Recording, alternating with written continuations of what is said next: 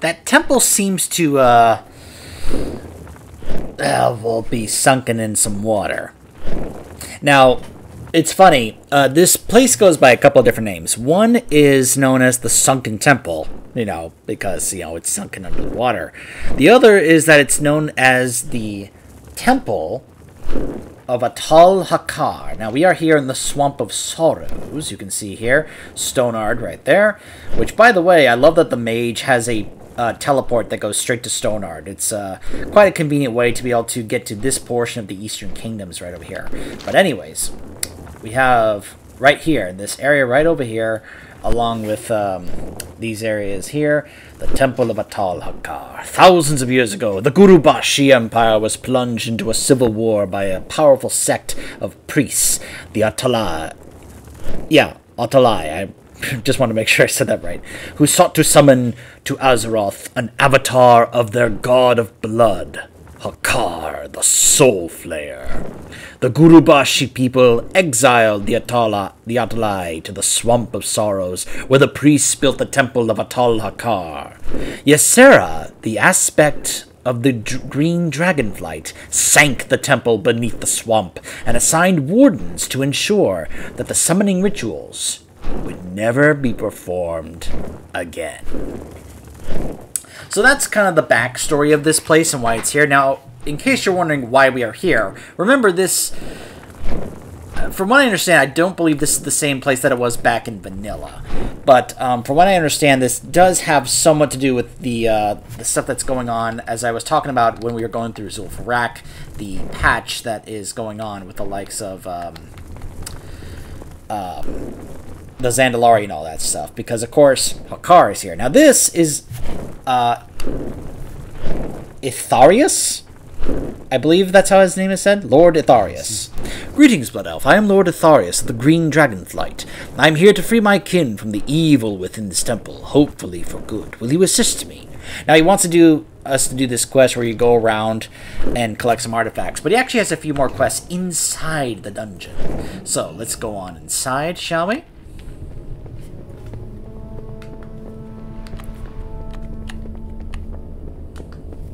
I'm testing to see how my level 57, because, yeah, he's only level 57. I haven't maxed him yet. My level 57 mage here is going to do in this dungeon compared to how my druid was doing before. I think this is the entrance of the dungeon, if my memory serves correctly.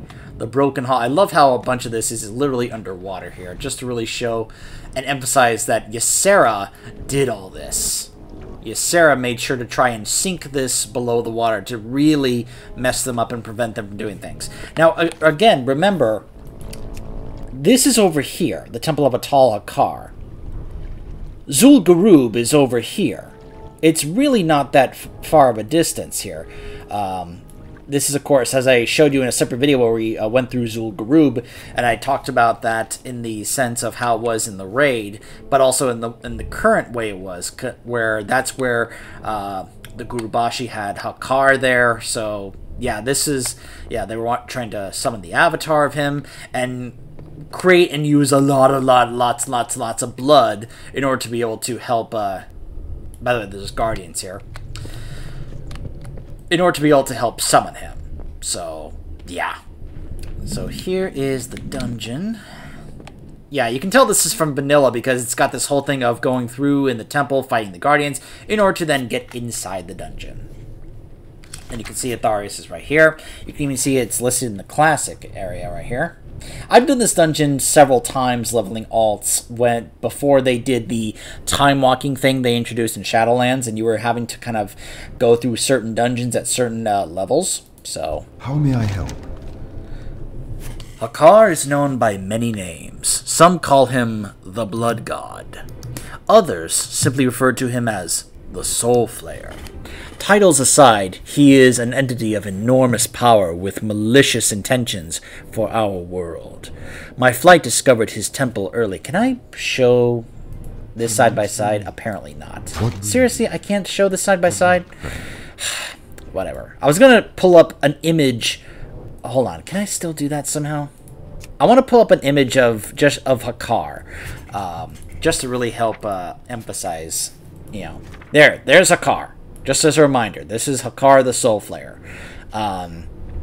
In the other side dungeon for Shadowlands when they brought him back for this. In case you need a reminder of who we're talking about. This nasty guy here. Yeah. I am honored. Titles aside, he is an entity of enormous power with malicious intentions for our world. My flight discovered this temple early on and sank it beneath the swamp of sorrows. Unfortunately, we only seemed to aid the Atal'hakkar by ensuring their efforts to summon Hakkar went on undisturbed. Many of the dragons tasked with guarding the temple have been corrupted, and the Soul Flayer's presence grows with each passing day. I cannot stop them alone. Together, though, we might have enough time to stop this madness. Jamalan, the prophet, leader of the Atal'hakkar and Hakkari trolls, has obtained a small amount... Dude, make up your mind of what you want to do with your weapon there. A small amount of Hakkar, the Soul Flayer's blood. They are injecting it into the green dragons to use their bodies to produce the massive quantities of blood necessary to summon Hakkar into our world. We cannot allow this to come to pass. Slaughter Jamalan and his priests before they get any further in their efforts. Hold on, I'm gonna save that one for last, actually. Hakkar. The mere mention of the Soul Flayer's name will send many running. In the sanctum of the fallen god, the Atal'hakkar have recovered a significant portion of his skeleton and seek to restore him to life. Already his children have begun to show up in the area. Place this egg in that sanctum, and it will force his summoning prematurely. Do not hesitate. Strike once his avatar appears. So yeah, I remember this being a little tricky if you didn't read the text here, where it says you have to place the egg in the sanctum, and then it will force the summoning to happen prematurely. Because sometimes I was like, how do we summon the boss here? And yeah, you have to read. This is one of those where you had to read the text in order to know what to do, in order to be able to actually get to trigger. So the Hakkar blood of the Atal'hakkar have been injecting into the green dragons has had devastating effects on the dragons themselves. It appears that these dragons, former jailers of the Atal'hakkar, have been corrupted by its presence in their bodies, and have become creatures of nightmare. Irenicus, Ysera's primary consort and lead watcher over the temple, was infused with the largest quantities of blood and has become twisted beyond imagination. After Jamalan is dead, find Irenicus and end him. Till next we meet. So just a reminder for those of you who may not know the terminology, when he says consort, he means that that was Ysera's, basically, if not her husband, like her closest lover. Like, one of the closest things to probably a mate that the dragons usually have in this setting. So this particular dragon, Irenicus, was the closest, I believe, was like the mate of Ysera. So, and it doesn't just mean that, you know, he got to, you know, be her mate. It means that he was usually also pretty powerful and pretty strong, almost as strong as she. Not quite, but still, pretty strong amongst dragons anyway. So you can see there's some Hakkari here, like little remnants here. And this is supposed to be like the skeleton of Hakkar that they're going to be trying to use as, you know, to summon the avatar of Hakkar. So, we can see this is the Shrine of the Soul Flayer. So now let me go back to the actual dungeon for this here. The avatar of Hakkar. Hakkar was notorious for demanding sacrifices from his followers. Many millennia ago, he instructed the Atal'hakkar to bring forth his avatar, using blood ritually drained from living victims to feed him. The Atal'hakkar priests now seek to raise Hakkar's avatar with a modified version of this ritual, one that involves sacrificing green dragons. If the Atal'hakkar succeed, the re-emergence of Hakkar's avatar could spell doom for Azeroth. So, this fight is kind of straightforward. He will drive a player insane, causing them to attack. You know, it's kind of a bit of a mind control, and he also causes Curse of Tongues to reduce the casting speed, and does Lash. Not a too devastating fight, but still. I am here. So yeah, it's just a skeleton because we did this ritual very prematurely. So this is not how he's supposed to be. It's not going to full strength. Die, mortals!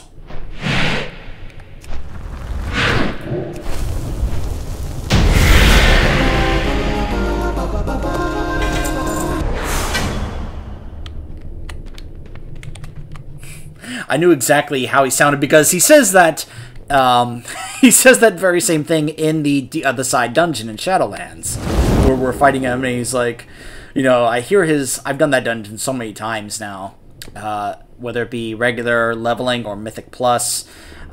Just hearing him do his voice lines over and over, like, die, mortals, Atal'hakkar!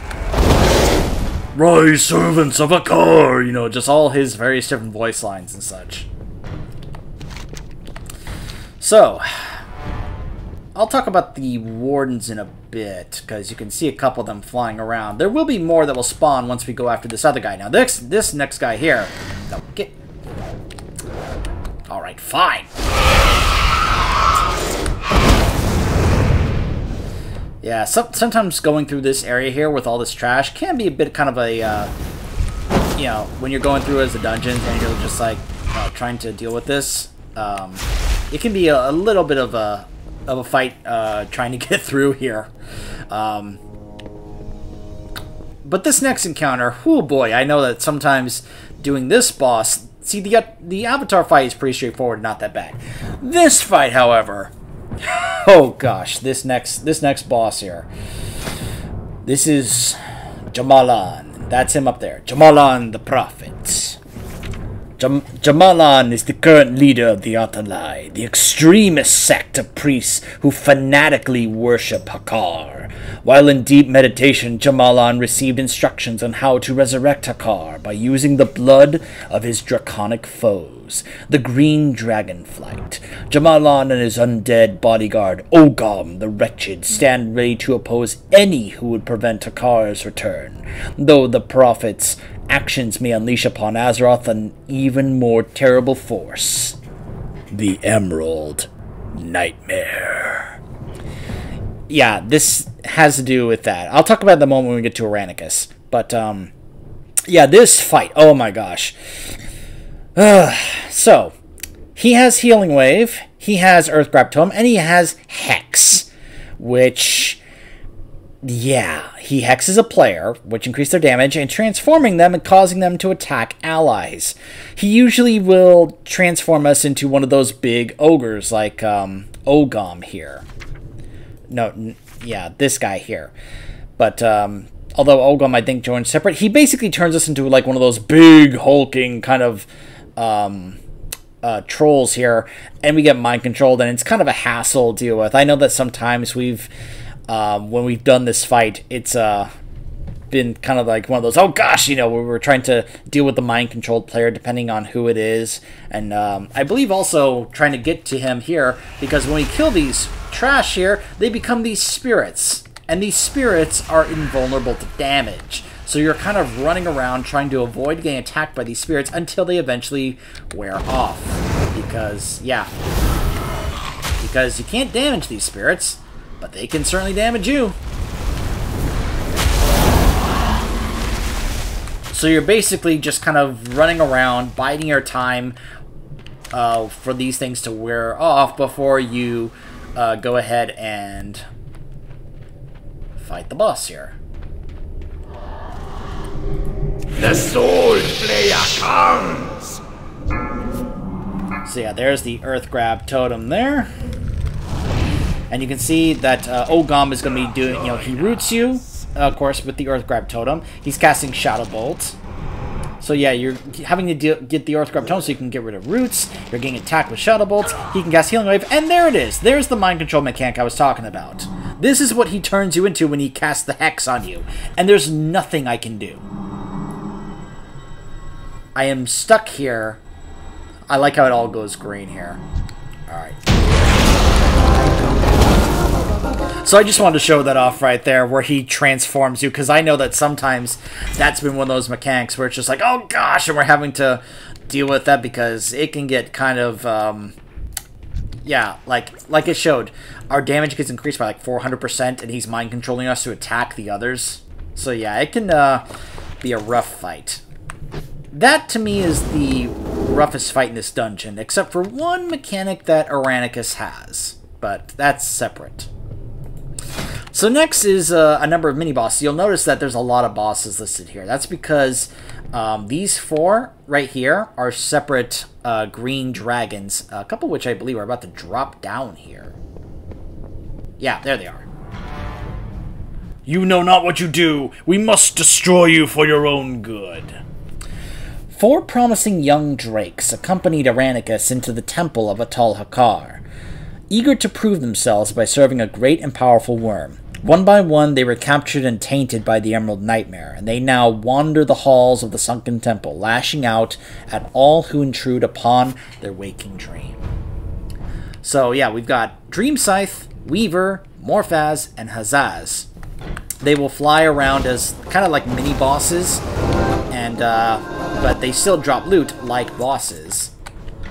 And so you kind of want to try and clear out the trash before you deal with them. Otherwise, you're going to be dealing with a bunch in this room, plus those drakes.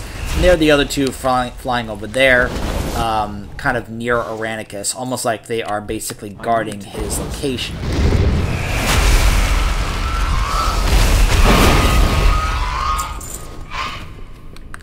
But they're pretty straightforward. Nothing too... you know, interesting in terms of fights. They have wing flap and they have acid breath. That's basically it. So, you may have been noticing something. They're referencing a couple, you know, one thing in particular, and that is, by the way, they've changed how this looks. This used to just look like a regular Green Drake model, but I believe later on they actually added this kind of interesting appearance here. To kind of show that this is not Irenicus. Actually, this is a shade of Irenicus. Irenicus, the former consort to Ysera the Dreamer, was sent to guard the ruins of Atal'hakkar and prevent Hakkar's emergence. Once within the temple, he and his retinue were corrupted by its dark forces, and he became a shade, pulled between the realms of the Emerald Dream and the physical plane. Despite his corruption, Irenicus may still call upon his powers as a green dragon to spew corrosive acid at his enemies or trap them into a deep slumber. And that's the one mechanic that really makes this fight rough. This deep slumber mechanic. He will lull a player into a deep sleep for 8 seconds, stunning them and making them invulnerable, including the tank, I believe. So there will be times where he'll put the tank to sleep for 8 seconds, and we have to try and survive the fight until the tank awakens. It can be kind of rough in that regard when he does that slumber mechanic. I remember that particular. So this, by the way, had to do with the quest or the storyline that was going on, and even back in vanilla, about the Emerald Nightmare. This is when they were really teasing and setting up the Emerald Nightmare as an actual thing that they were going to follow up on alongside, you know, it was one of the main storylines that was being shown throughout the era of vanilla, alongside what was going on at Black Rock Mountain with Nefarian and Ragnaros and all that, as well as the Silithid in Encourage. Like, those were a few of the, like, and then the Emerald Nightmare, that was like one of the other big storylines that was going on even back in vanilla, that was being hinted at and teased in a few different quest lines.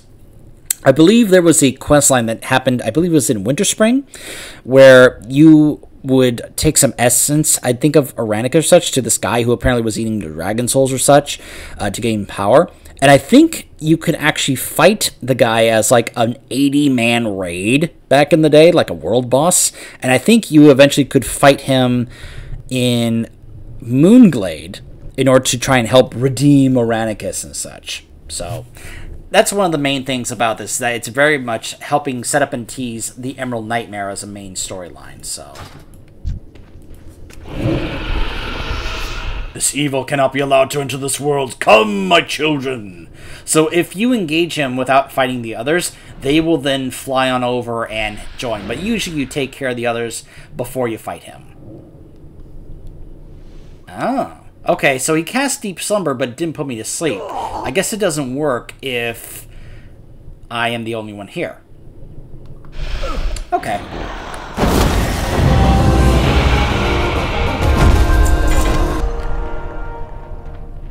Ooh, the Rod of Corrosion.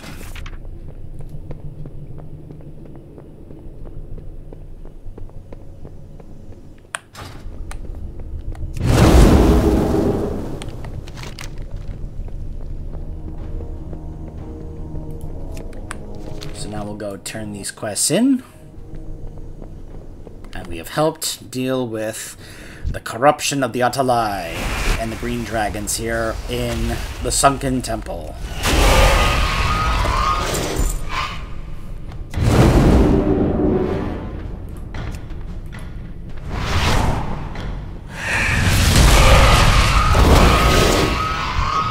I don't care if Meteor is the best talent in that tier. I'm dropping a Meteor on people's heads. It's one of the reasons I love abilities like Comet Storm on Frost Mage. It's like, I don't care if it's the best one, it looks awesome. Hello. You have successfully stopped Atal'hakkar here, but I fear we are far from done. The Atal'hakkar transported most of the blood that they produced to Zul-Gurub, where the Hakkari worked to summon the blood god there. I do not think this was ever meant to be the place of Akkar's arrival. It was merely a test to see if the blood was potent enough. Atal'hakkar can only be summoned in Zul-Gurub, and I fear that we may be too late to stop the Hakkari with the blood they now have in their possession. Remember, this was part of the whole stuff in order to try and, as part of the revamp of Zul-Gurub. We will go there when they are trying to do so, with Jindo. Excellent. I suspect that without Jamalan's leadership, the trolls will fall to infighting, and Atal'hakkar will never set his eyes upon our world. By the way, have you noticed that I'm not having any frame issues in this one compared to the last video? It was the location. It had to be. You only defeated Aranicus' Shade? This is most troubling. Let us hope that his full form does not still exist outside the temple. Only Ysera herself is stronger than him in our flight. Yep. Good luck, friend. So that is the Temple of Atal'hakkar. It's a short dungeon in terms of its real estate and, you know, a few bosses here and there, but I like it.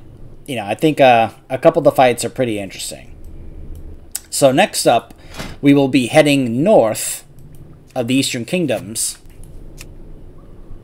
to Uldaman. I love how ominous that image, that shadow is there. Stay tuned.